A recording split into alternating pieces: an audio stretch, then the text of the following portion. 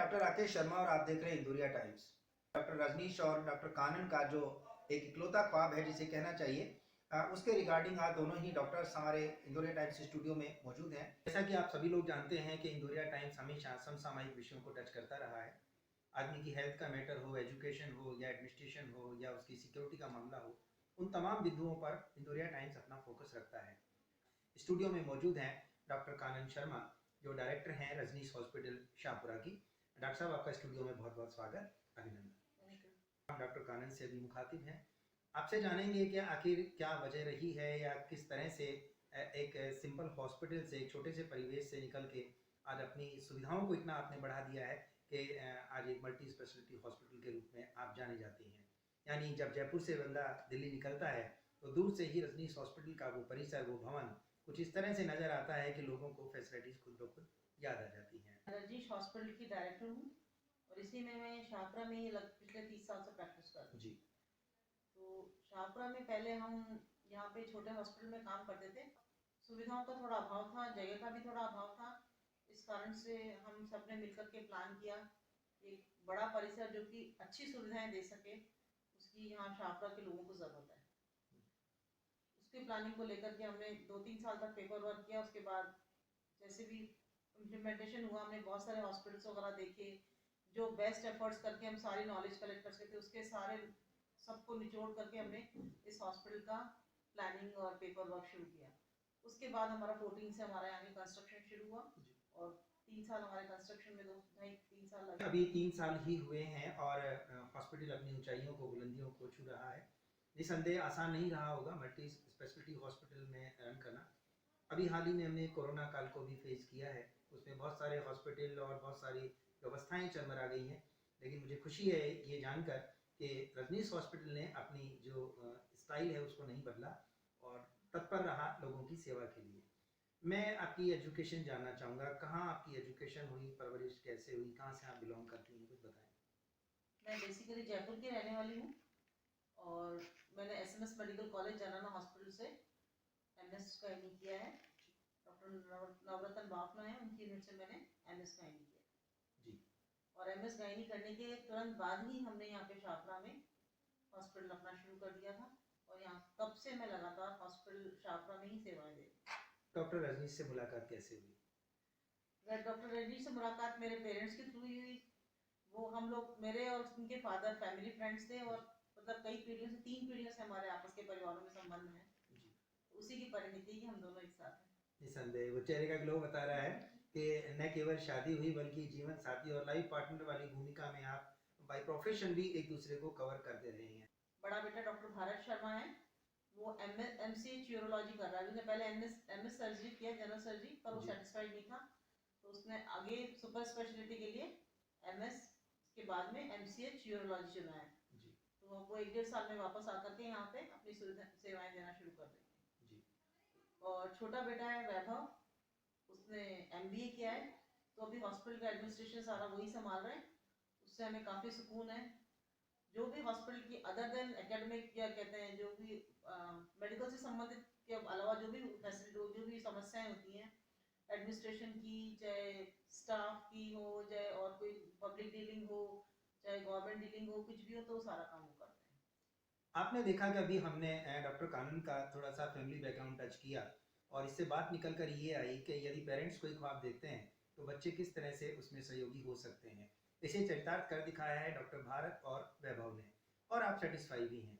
क्यों ना हो, इतनी बड़ी यदि 7 पीढ़ियों का कोई कार्य किया जा रहा है और कहते हैं कि धरती के भगवान की संख्या यदि डॉक्टर के पास है और उसके अपने बच्चे यदि इस प्रोफेशन को भी हैप्पी यदि अपनाते हैं, तो मैं समझता हूँ एक बड़ी बात है। इसके लिए निसंदेह डॉक्टर साहब आपको पुनः बधाई। मैं ये जानना चाहूँगा कि आप हॉस्पिटल की डायरेक्टर होने के साथ साथ आप गायनी हेड भी हैं। आप अपनी कैटेगरी को किस तरह से जनरल हॉस्पिटल से डिफरेंट मानती हैं? जनरल हॉस्पिटल और सुपर स्पेशलिटी हॉस्पिटल में फर्क है। जनरल हॉस्पिटल में यूजुअली 2nd डिग्री तक आप केयर दे सकते हैं, लेकिन हमारे पास यहाँ पे टर्शरी केयर के हिसाब से प्लानिंग है और उसी के हिसाब से हम काम कर रहे हैं। जनरल हॉस्पिटल में आप एक लेवल तक के पेशेंट्स को ही डील कर सकते हैं और जो high risk pregnancy, high risk patient है, उनको आपको रेफर करना पड़ता है या आपको उनको दूसरे के पास भेजना पड़ता है। लेकिन अभी इस हॉस्पिटल में शायद ही कोई ऐसा काम है जो हम यहाँ नहीं कर सकते हैं।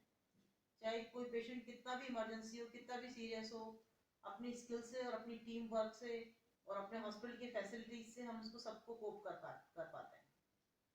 तो इस प्रकार से जैसे कोई पेशेंट अगर बहुत ज़्यादा एनीमिक है तो हमारे पास ब्लड बैंक की सुविधा है, अगर पेशेंट को कन्वर्जेंस आ रहा है तो हमारे पास आईसीयू की सुविधा है, और कोई कार्डियक पेशेंट है तो उसके लिए हमारे पास कैथ लैब की सुविधा है। सब कोई सेरेब्रल प्रॉब्लम है, कोई दिमाग की कोई तकलीफ आ रही है तो हमारे पास सीटी स्कैन है।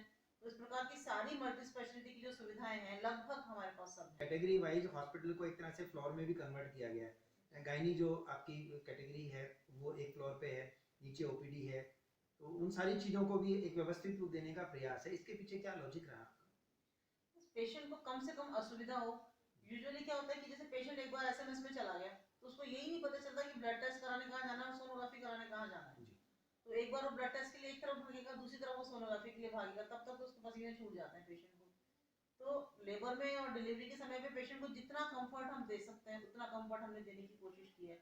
एक बार पेशेंट हमारे फ्लोर पे आ गया, फर्स्ट फ्लोर पे जिसपे हम काम कर रहे हैं, मतलब उसका मदर केयर का, उस पर अगर एक बार पेशेंट आ गया तो उसको कुछ कदम के फासले पर ही सारी सुविधाएं मिल जाती है। एक बार जैसे ही पेशेंट ने मेरे को कंसल्ट किया उसके बाद हमारा एक असिस्टेंट, ओपीडी असिस्टेंट जिसको कहते हैं, वो जाएगा पेशेंट के साथ, उसको बता के आएगा यहाँ सोनोग्राफी करानी है आपको, यहाँ ब्लड टेस्ट कराना है। जब तक पेशेंट का सोनोग्राफी का नंबर आता है तब तक उसका ब्लड टेस्ट का सैंपल लिया जा चुका है वहीं पर, उसी परिसर में, उसी जगह पे। तो तब जब तक उसकी सोनोग्राफी की रिपोर्ट आती है उसकी कुछ मिनटों में ही उसकी ब्लड टेस्ट की रिपोर्ट भी आ जाती है। और फिर पेशेंट को अगर एडमिशन करना है तो फिर वो आएगा मेरे पास रिपोर्ट लेकर के, उसको मैं सामने मेरे जो चैम्बर है उसके बिल्कुल सामने ही लेबर रूम है, वहीं पर मैं उसको एडमिट कर सकती हूँ। एडमिट करने के बाद पेशेंट को अगर डिलीवरी करानी है तो वहाँ पे संभव है, सामने के सामने, कोई दिक्कत नहीं है। और अगर उसके बाद में कोई इमरजेंसी है तो लेबर रूम के पास में हमारा इमरजेंसी होती है, तो वहाँ पे साथ के साथ हम सिजेरियन भी कर सकते हैं।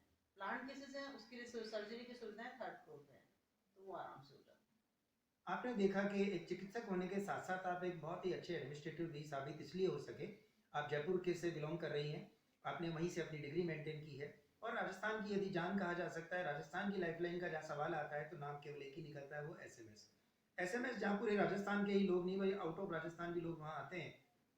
लेकिन अक्सर ने बिल्कुल सही कहा है कि किस तरीके से एक पेशेंट आता है तो उसे ये पता नहीं होता है कि कौन सी जांच कहाँ होगी, कौन सी मेडिसिन कहाँ मिलेगी, और उसे लेकर यदि रूरल बेड से कोई अटेंडेंट आता भी है पेशेंट के साथ तो वो निश्चित रूप से परेशान हो जाता है, और ऐसे में बाहर कुछ लोग जो गलत तरीके से पेशेंट को गुमराह करते हैं उनका वो ठगी का शिकार भी हो जाता है। ये भी एक बड़ी बात है। तो आपने उन तमाम चीज़ों को चिन्हित किया और अपने हॉस्पिटल में कोशिश की कि एक ही छत के नीचे एक प्रॉपर डिस्टेंस पे वो सारी चीज़ें उन्हें मिल जाए।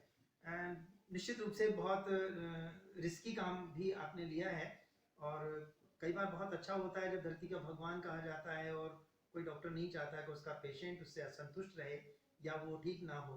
लेकिन कभी कभी लापरवाही पेशेंट की हो या वजह कुछ और भी रही हो, लेकिन यदि कोई कैजुअलिटी कई बार हो जाती है तो अचानक उस धरती के भगवान के प्रति वो इंसान अपना विश्वास खो देता है। उन परिस्थितियों को आप कैसे फेस करती हैं?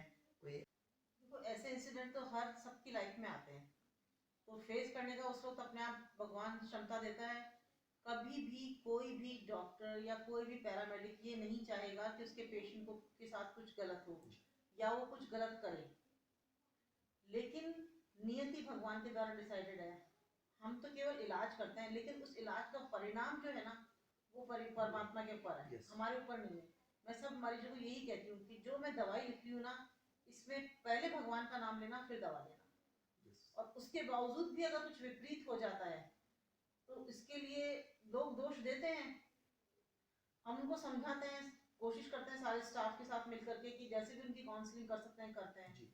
फिर भी कुछ असामाजिक तत्व होते हैं जो उस बात को हवा देते हैं और उस बात को, सही बात को गलत तरीके से पेश करते हैं या गलत बात को उल्टा सुल्टा करके पेश करते हैं। तो उस स्थिति में बस ये कि पुलिस की मदद लेनी पड़ती है कई बार। आप लीगल ओपिनियन लो, अपने आप अपना करो, हमारी कोई गलती होगी तो भी पनिश, अगर उनकी कोशिश करते हैं समझाने की। मैं आपकी बात से पूर्णतः सहमत हूँ। शाहपुरा और कोटपुतली में ज़्यादा फर्क नहीं है। आज आप हमारे स्टूडियो में मेहमान हैं। अक्सर ऐसा देखा गया है जब भी कोई कैजुअलिटी होती है उस कैजुअलिटी का सीधा सीधा आरोप केवल डॉक्टर पर या हॉस्पिटल पर आता है, और जैसे ही कैजुअलिटी हुई नहीं कि वो पेशेंट जो भगवान मानकर वहाँ आया था, मिन्नतें कर रहा है, किसी तरह से स्ट्रेचर से उसे उतार लिया जाए, और अचानक जब केस बिगड़ जाता है तो सारा दोष उनको उसमें नजर आता है, तुरंत मीडिया भी वहाँ पहुँच जाता है, ब्रेकिंग चलने लगती है और एक ऐसा एनवायरनमेंट होता है कि यदि मैं अपने एक्सपीरियंस की बात करूँ तो मेरी लाइफ में ऐसे 2-3 केस हुए हैं जिसमें मैंने चिकित्सकों को, हॉस्पिटल के ऑनर को बच्चों की तरह बिलखते हुए देखा है। तो वहाँ अक्सर इंदौरिया टाइम्स की ये भूमिका रहती है कि यदि गलती हॉस्पिटल की है तो अटेंडेंट को बजाय हॉस्पिटल पर या डॉक्टर पर दबाव डालने के, चूंकि हॉस्पिटल फुली इंश्योर्ड होते हैं, वो क्यों डिमांड करता है 2, 4, 5, 10 लाख की? यदि उसे लगता है कि उसकी एक अनमोल जिंदगी छिन गई है, 50 लाख की डिमांड करे। और हॉस्पिटल की प्रोटेक्शन भी कहीं ना कहीं प्रशासन की जिम्मेदारी होती है, लेकिन प्रशासन की जिम्मेदारी बजाय हॉस्पिटल के सीधा सीधा उस मॉब और उस भीड़ के प्रति हो जाती है और डॉक्टर अपने आप को बड़ा अकेला महसूस करता है। यहाँ आपको क्या लगता है? ये हमारे मतलब समाज की त्रासदी है कि जो इंसान अपना सब कुछ 24 घंटे आपके लिए लगा के काम कर रहा है और अगर कुछ किस्मत से या उसकी नियति से कुछ गलत हो जाता है तो वो दोष डॉक्टर को देता है, जबकि हम पहले से काउंसलिंग कर देते हैं कि भाई इस पेशेंट के खून की कमी है, इस पेशेंट को दौरे आ रहे हैं, इसमें इतनी रिस्क है। अब आजकल तो हमने ऑडियो विजुअल का सहारा लेना शुरू कर दिया है, तो जो हम पेशेंट की पहले तो पेशेंट साफ मना कर देता था, अजी साहब हमको तो कुछ बताया ही नहीं आपने पहले। और जो पेशेंट के जो नियर एंड डियर होते हैं, जो खास रिश्तेदार होते हैं, माता पिता या उसके पति पत्नी होते हैं, वो कभी भी परेशान नहीं करते उनको, क्योंकि उनको पता है वास्तविकता क्या है, हमने उनके लिए क्या क्या किया है। और देने वाले कुछ और ही और होते जो हैं। बाहर के असामाजिक तत्व उसमें वो हो जाते हैं ना। अब आजकल तो हमने क्या ऑडियो विजुअल देना शुरू कर दिया, हम रिकॉर्डिंग करते हैं, जो भी काउंसलिंग करते हैं, कोई हाई रिस्क पेशेंट है उसकी रिकॉर्डिंग करते हैं, लेकिन हाई रिस्क का कोई कॉन्सेप्ट नहीं है। कोई पेशेंट चल रहा है, चलते चलते उसको हार्ट अटैक आ गया, हाँ, उसका उसकी 4 दिन पहले सर्जरी हुई थी, तो उसका हम कुछ नहीं कर सकते क्योंकि हमने सर्जरी तो आपकी की थी अपेंडिक्स की जी। अब आज अगर हार्ट अटैक हो गया तो वो तो भगवान की वो है कि भाई उसने आज हार्ट अटैक, क्योंकि तो दोनों सिस्टम्स का कोई आपस में कोरिलेशन नहीं है जी। लेकिन है तो कोइंसिडेंस है, लेकिन वो उसके लिए डॉक्टर को ब्लेम करते हैं, जो कि गलत है। हमें ये तय करना होगा, इंदौरिया टाइम्स के द्वारा ये जो शूट आप लोग देख रहे हैं, अभी मुखातिब हैं, इसका पर्पस केवल इतना सा है कि पब्लिक के बीच में जो कोऑर्डिनेशन होना चाहिए डॉक्टर के प्रति, चिकित्सक के प्रति, वो बदलना नहीं चाहिए। यदि आपने भगवान माना है, उस पर ट्रस्ट किया है, तो वो ट्रस्ट उसका लास्ट तक मेंटेन रहना चाहिए। जबकि डॉक्टर साहब के जरिए मैं तमाम उन डॉक्टर्स की पीड़ा को मैं यहाँ चिन्हित करना चाहूँगा कि उस समय उनकी स्थिति बड़ी अजीब हो जाती है जब अचानक उनमें सारी कमियां नजर आने लगती हैं। उससे पहले तक वो सारी चीजें हैं। अभी जैसे डॉक्टर कानन ने कहा कि आजकल ऑडियो विजुअल टेक्निक का सहारा लेना पड़ रहा है, क्यों आखिर ऑडियो विजुअल टेक्निक इन्हें अडॉप्ट करनी पड़ी, हमें ये जानने की जरूरत है। इससे पहले तो कोई जरूरत ही नहीं, एक दूसरे का ट्रस्ट एक दूसरे के प्रति होता था, आते थे और सब लोग हेल्थ केयर के प्रति अवेयर होते हुए काम करते थे। लेकिन यदि पेशेंट का इस तरह से या उसके अटेंडेंट का या कुछ लोग अपनी राजनीति चमकाने के लिए इस तरह के माहौल को जन्म देंगे तो अच्छी भली जो मल्टी स्पेशलिटी फैसिलिटीज हैं वो मूव करेंगी, क्षेत्र के लोगों को वंचित होना पड़ेगा। और एक लंबे समय के बाद जब जयपुर रेफर होने से लोगों को रोकने का प्रयास शाहपुरा में किया गया है डॉक्टर कानन शर्मा के द्वारा रजनीश हॉस्पिटल के जरिए, तो कोटपुतली में भी कुछ बहुत अच्छे अच्छे हॉस्पिटल्स यहाँ पर डेवलप किए जा रहे हैं। अब हमको चाहिए कि वो डॉक्टर्स का, उनकी टीम का हौसला अफजाई करे, उनके प्रति फेथ रखे, तभी जाकर वो हमारी हेल्थ के प्रति जागरूकता का परिचय दे सकेंगे। चलते चलते डॉक्टर साहब एक सवाल, कहते हैं डॉक्टर की अपनी कोई पर्सनल लाइफ नहीं होती, और जब बात हो डॉक्टर रजनीश और डॉक्टर कानन की, उनके बच्चों की जो पूरी तरह से हॉस्पिटल को ही समर्पित हैं, तो फैमिली का क्या सीन होता है, किस तरह से फैमिली को टाइम है, उसके इमोशंस हैं, सेंटिमेंट्स हैं, उसके लिए कहाँ वक्त देखो होता है? इतनी बड़ी मतलब इतना सेटअप खड़ा करने के लिए, इतनी प्रैक्टिस चलाने के लिए बच्चों ने बहुत सफर किया है, क्योंकि यहाँ पे शाहपुरा में अच्छी कोई स्कूलिंग वगैरह फैसिलिटीज नहीं थी, तो हमें बच्चों को बोर्डिंग स्कूल में जयपुर रखना पड़ा। तो बच्चों का जो मेन ग्रोइंग का जो टाइम होता है उससे हम वंचित रहे, बच्चों से हम उस टाइम पे इतना इंटरेक्शन नहीं कर पाए, तो हमारे बच्चों ने हमारी प्रैक्टिस के लिए काफी सफर किया है। तो ये सब बातें तो आती हैं, लेकिन फिर भी हमने समाज के प्रति अपना उत्तरदायित्व समझा और कोशिश यही करी कि बच्चों को एक बार थोड़ा पीछे करके हमने जहां तक हो सका पेशेंट्स के लिए कोशिश की कि काम करें, पेशेंट को समर्पित रहे हैं। कोशिश तो। अब एक सवाल आपका अपने एक दूसरे के लिए, इंदौरिया टाइम्स का एक प्रोजेक्ट चलता है मेड फॉर ईच अदर, उसको सब लोग अपने अपने तरीके से शेयर करते हैं। अभी 14 तारीख वैलेंटाइन डे गया ही है, पहले वैलेंटाइन को एक दिन में माना जाता था, तो वैलेंटाइन वीक मनने लगा है और पर्टिकुलर डे को भी एक नाम दे दिया गया है। मैं डॉक्टर कानन और डॉक्टर रजनीश को यदि मेड फॉर ईच अदर के दायरे में लाऊं, फ्रेम करने की कोशिश करूं, तो डॉक्टर साहब की कोई 2 खूबियां बता दीजिए आपकी, जो आपको लगता है कि इस पूरे दिन भर की थकान को उनकी इन 2 खूबियों के साथ रिलैक्स किया जा सकता है? डॉक्टर साहब में सारी खूबियाँ ही खूबी है। पहली बात तो बहुत शांत स्वभाव है उनका, कभी गुस्सा नहीं आता है, कुछ भी कह लो, कुछ भी कर लो, बिल्कुल शांत रहते हैं जी। और बहुत अच्छे वक्ता है और बहुत मीठी बातें करते हैं। आपने देखा कि एक गृहिणी को क्या चाहिए, वो चाहे किसी भी पद पर हो, आईपीएस हो, आईएएस हो, डॉक्टर हो, जैसे आप भी एक बड़े मैनेजमेंट को दोनों समान रूप से संभाल रहे हैं, लेकिन उसे केवल और केवल ये चाहिए कि शाम को जब डिनर टेबल के लिए वो बैठें तो उस समय परिवार का सीन इस तरह से खुलना चाहिए कि वहाँ प्रोफेशन नहीं, वहाँ केवल और केवल रिश्ते होने चाहिए। और मैं ये कह सकता हूँ कि डॉक्टर प्रोफेशन के अंतर्गत व्यक्ति दिनों, महीनों और सालों में नहीं बल्कि पलों में जिया करता है। वो पल आपके लिए बेशकीमती होते हैं। नववर्ष में आपको बहुत बहुत शुभकामनाएं। इसी तरीके से आप अपनी ऊंचाइयां छूती रहें। आपका बहुत बहुत धन्यवाद। Thank you so much. मैं डॉक्टर राकेश शर्मा और आप देख रहे हैं इंदौरिया टाइम्स। अभी हाल ही में हमने डॉक्टर कानन से अभी मुलाकात की और अब हमारे बीच में मौजूद हैं रजनीश हॉस्पिटल के director doctor Rajneesh Sharma. Doctor साहब, आपका स्टूडियो में बहुत बहुत स्वागत, अभिनंदन। धन्यवाद। मौसम चेंज हो रहा है, कोरोना से मुक्ति लगभग देश को मिल चुकी है। इन तमाम परिवेश के अंतर्गत अभी हम आपसे मुखातिब हैं और कोशिश ये है कि लोगों को मौसमी बीमारियों से बचाए जाने के साथ साथ क्षेत्र की उन तमाम स्पेशलिटीज से भी लोगों को अवगत करवाया जाना चाहिए ताकि वो न केवल अपने टाइम को बल्कि यथासंभव अपनी मनी को सेव कर सकें। कि कोटपुतली शाहपुरा क्षेत्र का हर एक व्यक्ति सुविधाओं के अभाव में सीधा SMS रेफर होता रहा है, लेकिन अब ऐसा नहीं है। कहीं ना कहीं उसे कोटपुतली के लोगों के द्वारा सुविधाएं प्रदान करके रोका जाता है और यदि कहीं और समस्याएं उन्हें आती हैं तो रजनीश हॉस्पिटल आम जन की सेवा के लिए तत्पर है। त्रिवेणी धाम की पैदाइश होने के कारण से मेरे मन में एक ही बात थी, सन ऑफ सॉइल कंसेप्ट। जिस मिट्टी में हम पैदा हुए हैं उस मिट्टी में समाने से पहले अगर यहाँ की सेवा कर सकें और अपने जीवन को सफल बना सकें, इसी उद्देश्य से महाराज श्री नारायणदास जी के निर्देश से अधिकतर जो गंभीर मरीज हैं वो यहाँ से जब जयपुर के लिए ट्रैवल करते हैं तो उस दरमियान 50 किलोमीटर का रास्ता, जिसे हम कहते हैं गोल्डन आवर कंसेप्ट, वो जो बहुमूल्य टाइम जिसमें कि हम गंभीर मरीज की जान बचा सकते थे उसको हम ट्रैवल के अंदर करते हैं और वो मरीज जो जान बच सकती थी वो रास्ते में दम तोड़, बिल्कुल, या तो वो रास्ते में दम तोड़ देता है या फिर कई बार महानगरीय खर्चों के कारण से आर्थिक स्थिति से दम टूट जाता है। बिल्कुल सही कहता है। तो उनकी इस बात से हमको प्रेरणा मिली और हमने गांव सेवा ही देश सेवा का बीड़ा उठाया।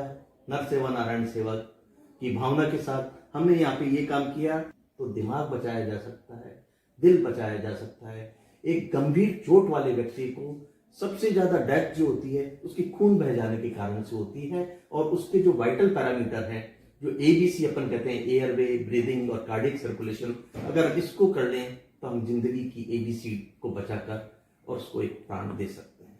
आपने देखा बहुत ही सहज अंदाज में जाने जाते हैं डॉक्टर रजनीश शर्मा और आपने कहा कि अपने गुरु नारायण दास जी महाराज का ये मानना था कि शहरों में तो सुविधाएं मिल जाया करती हैं, गांव के लोगों को बचाए रखने के लिए उन्हें यदि सुविधाएं दी जाए तो इससे बेहतर कोई पुण्य का कार्य नहीं हो सकता। सुविधाएं तो सभी लोग अक्सर जुटा लेते हैं किसी भी तरह से, और फाइनेंस का युग है, फाइनेंस भी हो जाता है, लेकिन उसकी मॉनिटरिंग ठीक से नहीं हो पाती है या उसको हैंडल ठीक से नहीं कर पाते हैं।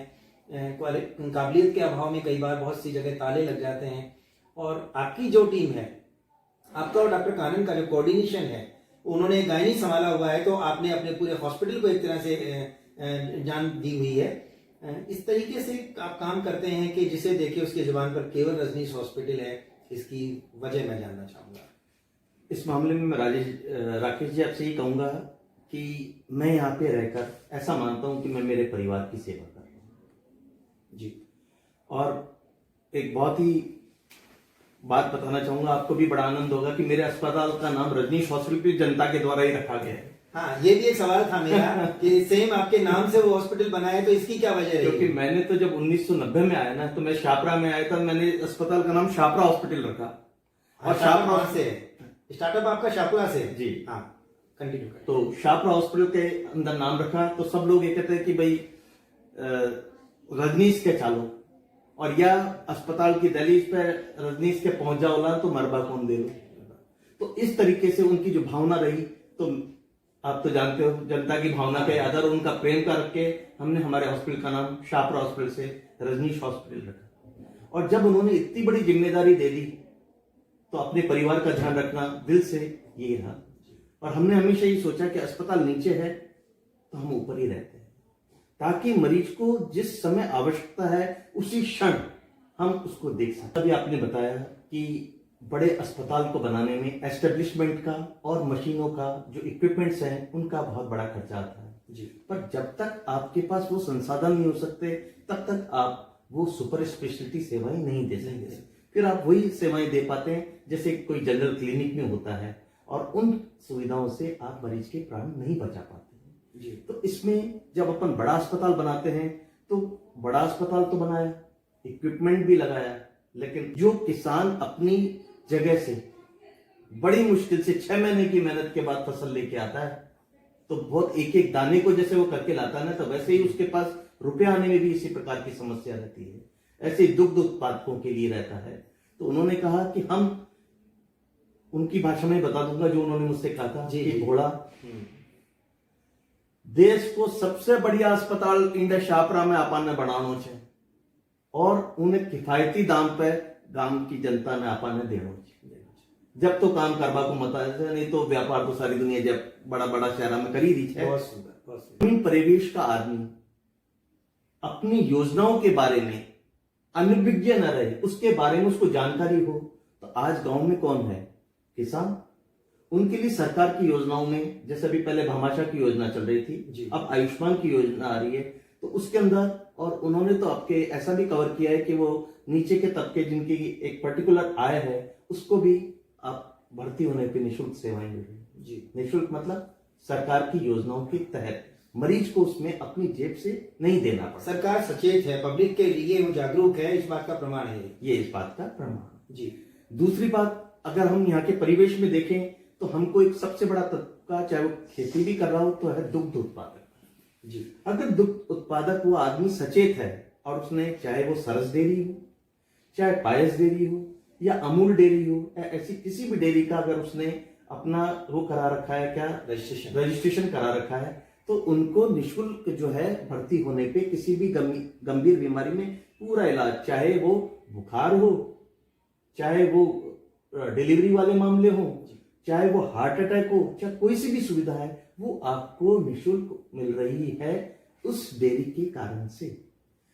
सुपर स्पेशलिटी हॉस्पिटल को रन करवाने वाले डॉक्टर रजनीश और अभी डॉक्टर कानन ने भी यही बात कही, लेकिन आपने ये कहा कि हम लोगों की दुआओं में शामिल रहना चाहते हैं, इसीलिए पूरे जज्बे के साथ रजनीश हॉस्पिटल के साथ जुड़े रहते हैं। लेकिन बावजूद इन सब चीजों के व्यक्ति की अपनी एक पर्सनल लाइफ भी होती है।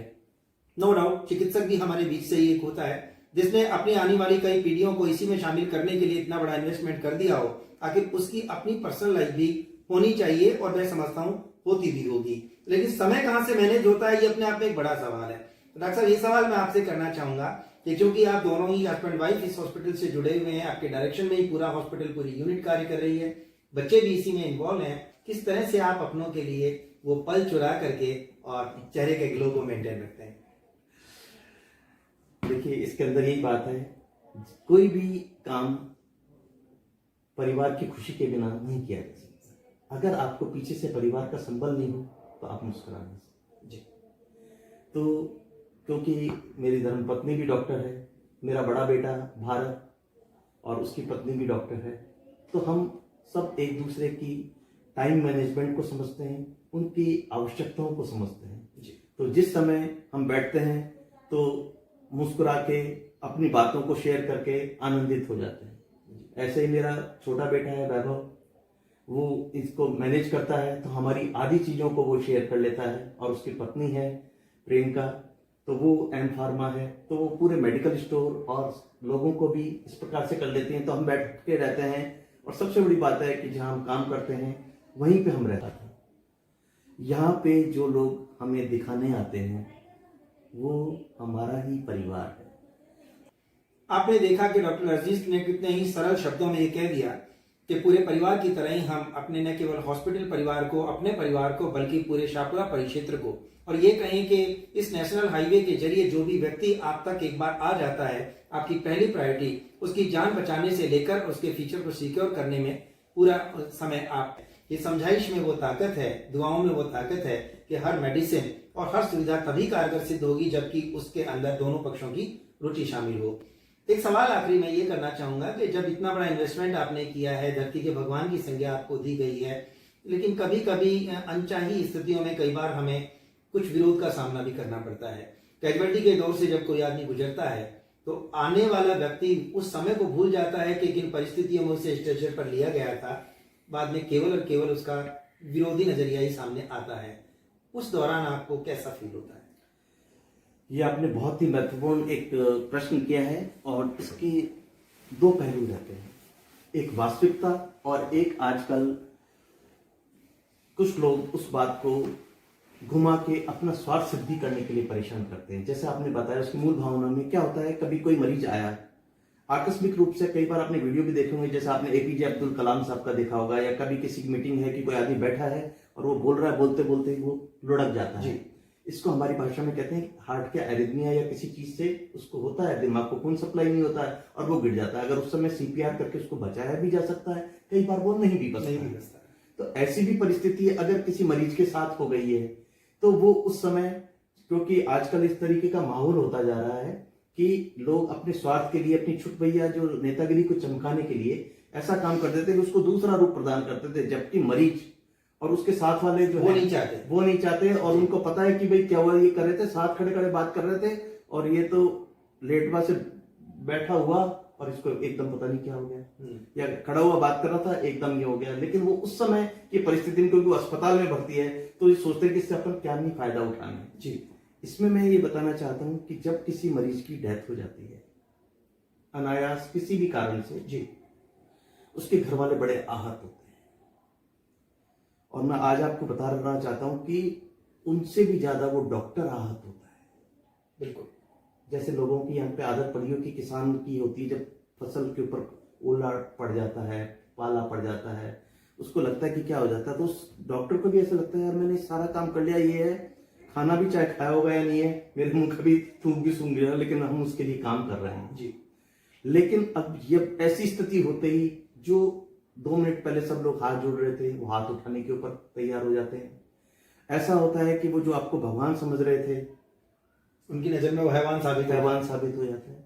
इसमें एक बात है, कई लोग ये कहते हैं कि साहब जैसे इस मर्ज के हमने हमारे घर में पहले ही 9 मरीज सही कराए हैं, उस टाइम में कभी कोई दिक्कत नहीं, इस वाले में क्यों हुई।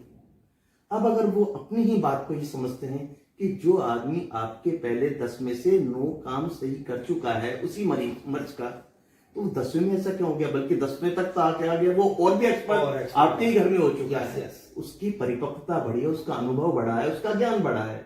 लेकिन क्योंकि हर चीज का मान के चलो, जब इलाज करते हैं तो हर मरीज सही नहीं होता, कुछ मरीजों को जो अपन कहते हैं उसकी जीवन की पूर्णता भी आ जाती है, जो कहते, कई लोग तो कहते हैं विधि का लेख लिखा हुआ है, इस प्रकार की बात है।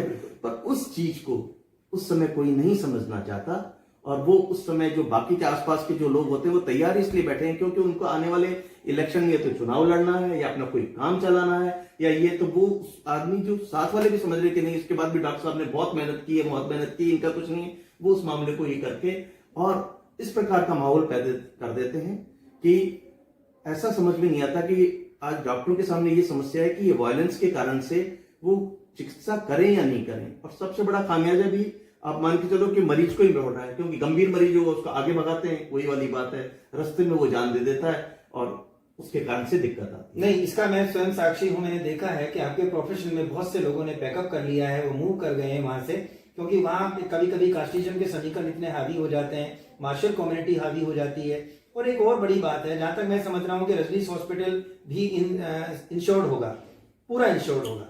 जो व्यक्ति इतना बड़ा संसाधन खड़ा करता है वो पूरा इंश्योरेंस लेता है, लेकिन कभी भी ऐसा सामने देखने को नहीं मिला है कि कैजुअलिटी का शिकार कोई पेशेंट या उसका अटेंडेंट पुलिस थाने गया हो, किसी ने रिपोर्ट दर्ज करवाई हो, क्योंकि वो जानता है कि इसमें डॉक्टर की गलती नहीं है। केवल आसपास के लोग वहां हॉस्पिटल पे जिस तरह का एक तरह से आक्रोश व्यक्त करते हैं, लाशों पे राजनीति शुरू हो जाती है, लोग बाग आते हैं, धरना देते हैं, लाखों की बोलियां छूट जाती हैं। कोटपुतली में से बहुत सारे नजारे देखने को मिले हैं। आप हमारे मेहमान हैं, मैं समझता हूं कि शाहपुरा में भी ऐसा नहीं है, तो एक अच्छी हेल्दी सोच है वहां की, और सभी लोगों को कोऑपरेट करना चाहिए। और यदि आपको लगता है कि डॉक्टर की या हॉस्पिटल की नेग्लिजेंसी से ऐसा हुआ है, तो उन्हें बजाय वहां शोर मचाने के प्रॉपर एडवोकेट के जरिए केस फाइल करना चाहिए और 5 लाख की बजाय 50 लाख रुपए लेने का प्रयास करना चाहिए। जो डॉक्टर की जेब से नहीं जाएगा वो इंश्योर्ड है हॉस्पिटल और वो कंपनी उसे देगी। आप क्या कहना चाहेंगे? बहुत ही अच्छी बात ही बताई है। इस प्रकार की घटनाओं से लोग बाग ये बताना चाहते हैं कि उनका भारत के संविधान में विश्वास ही नहीं है, वो न्याय की बात तो करना ही नहीं चाहते हैं।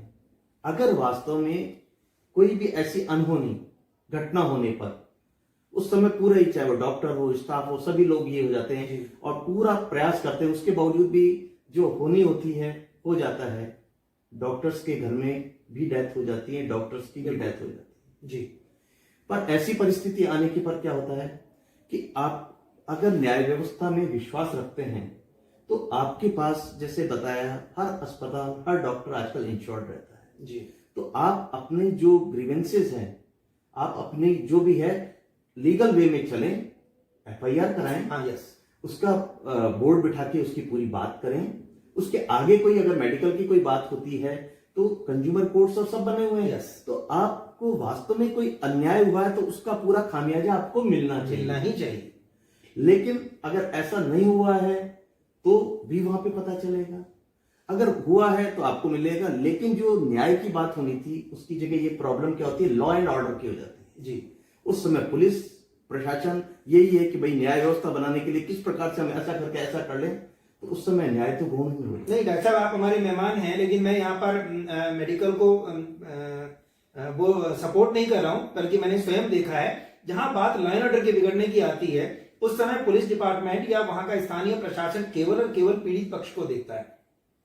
उस पीड़ित पक्ष के साथ वो ये सोचने के लिए तैयार ही नहीं होता है कि इस समय डॉक्टर और डॉक्टर की पूरी टीम भी पीड़ित पक्ष ही है, केवल उसे प्रोटेक्शन मिलता है, वो सारी चीजें होती हैं। और यदि चिकित्सक अपनी बात रखने की कोशिश भी करता है तो कई बार उसे अपमानित होना पड़ता है, लज्जित होना पड़ता है और उसे अपनी जान बचानी होती है। यहां तक कि बहुत सारे हॉस्पिटलों में तो तोड़फोड़ हुई, मैं नाम नहीं बोलूंगा, लेकिन बहुत सारे हॉस्पिटलों में जमकर तोड़फोड़ हुई है।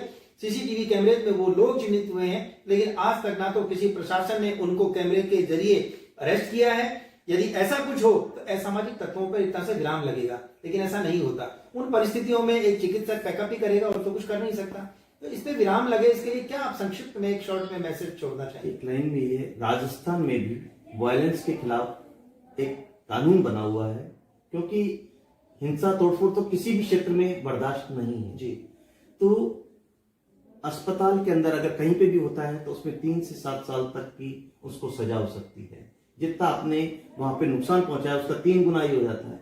डॉक्टर हमेशा एक सेवाभावी पेशा रहा है, वो इतना मृदु रहता है कि यार इसके साथ हो गया तो वो उसमें नहीं करता।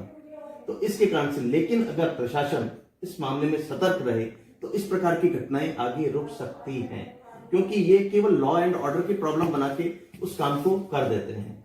जबकि कोई चिकित्सक बनाना, हर घर में सोचता मेरा बेटा डॉक्टर बन जाए, पर आजकल क्या होता है, डॉक्टर बन जा रहा है जब तक तो बहुत, क्या हमारे बच्चे को हम डॉक्टर बना रहे हैं, लेकिन जब डॉक्टर बनाने के बाद बन जाता है तो कोई तो कहता है कि सब पैसे ज्यादा ले रहे हैं, कोई कहता है इसने गलती कर दी है। जिस समय ऐसी कोई अनहोनी घटना होती है तो कहते थे गलत इंजेक्शन लगा दिया। हालातों को देख करके उसे लगता है कि हमने बच्चे को गलत ट्रेन में डाल दिया। ये भी बात है। आजकल मैं यही बताना जा रहा हूँ कि पहले जो लोगों में था, तब वो सोच रहे हैं कि भाई अगर हम अपने बच्चे को डॉक्टर बना देंगे तो अगर वो सेवा भी कर रहा है, किसी गंभीर चोट का मरीज आया और उसके एक्सीडेंट से हो गया और उसकी डेथ हो गई, तो उसके साथ वाले मेरे बच्चे को कहीं पीट ना दे, मेरी बेटी की कहीं हत्या नहीं कर दे, क्योंकि डॉक्टरों के प्रति जो आक्रोश। तो इसलिए आप ये मान के चलें कि जनता को, देश को बहुत बड़ा नुकसान हो रहा है, क्योंकि अब लोग डॉक्टर बनाने से पहले बच रहे हैं, और बनाते तो ऐसी ब्रांच में बनाना चाहते हैं, स्किन में बना दो, रेडियो में बना दो, अंदर कमरे में बैठे कि किसी प्रकार से उसका पब्लिक डीलिंग का काम ना हो।